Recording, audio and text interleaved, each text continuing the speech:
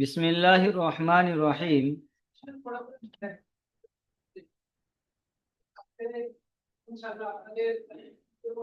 সকলে সাথে সাথে পড়তে থাকবেন মিউট অবস্থায়।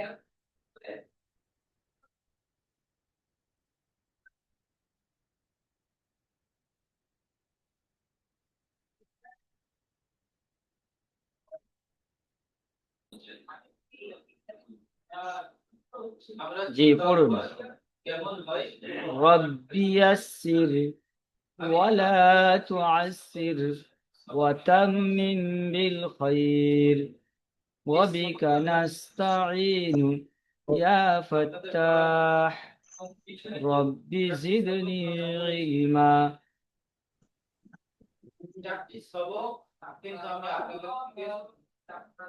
দোয়াটা খুবই জামে মানে দোয়া। এই দোয়াটা আপনারা এমনি দোয়াতেও, নামাজের পরে দোয়াতেও পড়তে পারেন। এর অর্থ খুবই জামে মানে। রব্বি ইয়াসসির, হে আমার প্রভু, আপনি আমার পড়াকে আসান করে দিন। ওয়ালা তুআসসির, কঠিন করবেন না। ওয়াতাম্মিম বিল খায়র, এবং ভালোভাবে যেন আমি আমার পড়াটি শেষ করতে পারি। ওয়াবিকা নাস্তাঈন, আপনারই কাছে সাহায্য চাই। ইয়া ফাত্তাহ, হে জেহনকে খুলনে ওয়ালা, আমার জেহনকে খুলে দিন। রব্বি জিদনি ইলমা, হে আমার প্রভু, আপনি আমার জ্ঞানকে, আমার ইলমকে বাড়িয়ে দিন। জি, সবক নাম্বার 1, পৃথক পৃথক অক্ষর।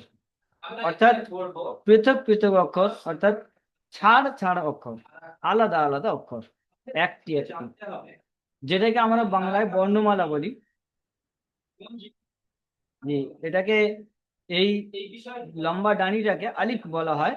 গুণ চিহ্নটাকে, এই এই যে চিহ্নটা দেওয়া আছে, এটাকে, এর অর্থ হলো যে এই আলিফে কোনো টান হবে না। জি, বিনা টানে আলিফ, আলিফ বা আলিফ বলা যাবে না, এই দুটো ভুল। এরপরে আসুন বা। এই হালকা লম্বা নৌকা টাইপের এই অক্ষরটির নাম হলো বা। নিচে একটি ফুটকি দেওয়া আছে, এইটার নাম হলো নুক্তা, নাম হলো নুক্তা। এর পরের অক্ষর তা। এর নিচে দেখতে পাচ্ছেন এক আছে, অর্থাৎ এক আলিফ পরিমাণ টান দিয়ে পড়তে হবে।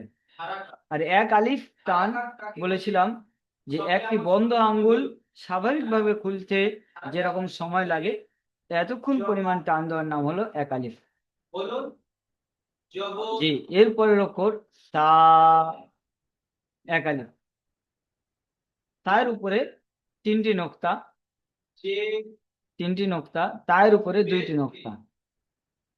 তিনজনের আকৃতি একই, নোক্তার পার্থক্য। বায়ের বায়ের একটি নোক্তা এবং তায়ের দুইটি নোক্তা, সায়ের তিনটি নোক্তা। জি, এরপরে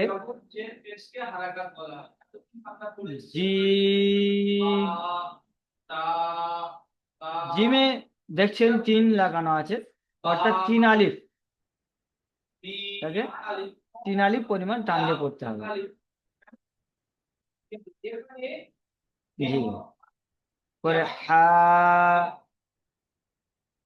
এক আলিফ। ক, এই তিনটি অক্ষরের আকৃতি একই, পার্থক্য পার্থক্য যেটা জিম আছে, জিমের পেটে এক নক্তা আছে, জিমের পেটে এক নক্তা আছে। ওয়ালাইকুম আসসালাম।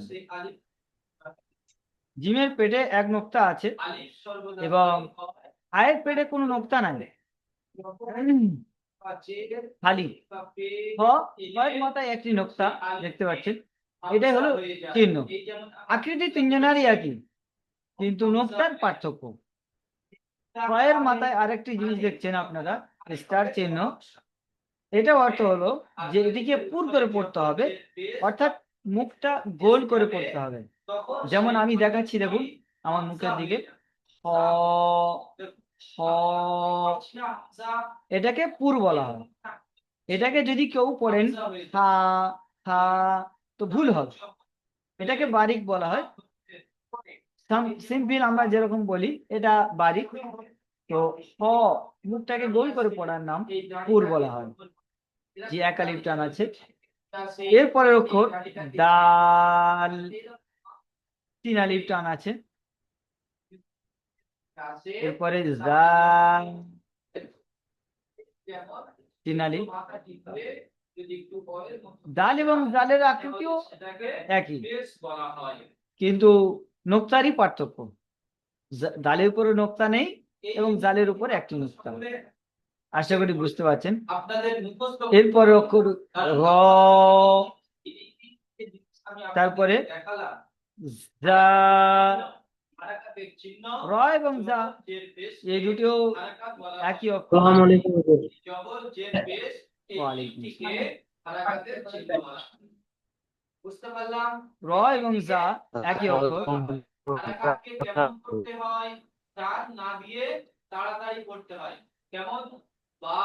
তো রয়ের উপরে কোনো নোক্তা নেই, রয়ের উপরে কোনো নোক্তা নেই এবং জায়ের উপরে এক নোক্তা। আশা করি আপনারা দেখতে পাচ্ছেন, এটাই পার্থক্য। আকৃতি একই দুজনা, নোক্তার কথা।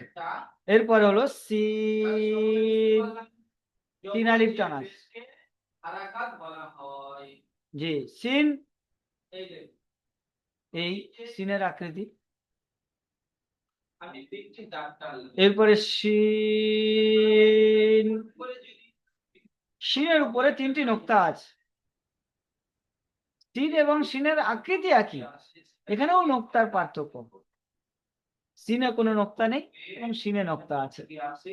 এরপরে সদ, তিন আলিফ টান আছে, স্টার যুক্ত অক্ষর, অর্থাৎ এটাকে গোল করে পড়তে হবে, মুখটা গোল করে পড়তে হবে। সদ, আমার মুখে আপনারা দেখতে পাচ্ছেন আশা করি। জি, কেউ যদি পড়েন সাদ, ভুল হবে, সাদ পড়া ভুল হবে, এটাকে পড়তে হবে সদ। জি, এরপরে আছে দদ। জি, তো এ তো স্টার আছে, তিন আলিফ টান আছে এবং এর নুক্তা আছে।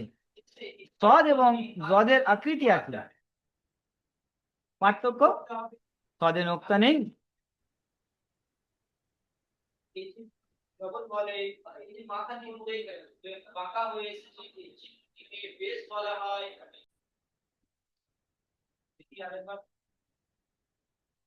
তো সদের উপরে কোনো নোক্তা নেই, জদের উপরে দেখতে পাচ্ছেন নোক্তা আছে। এটাই সদ এবং দদের পার্থক্য। দদ এটা এটাও স্টার যুক্ত অক্ষর, সদ এটাও স্টার যুক্ত অক্ষর। আশা করি আপনারা বুঝতে পারছেন। জি।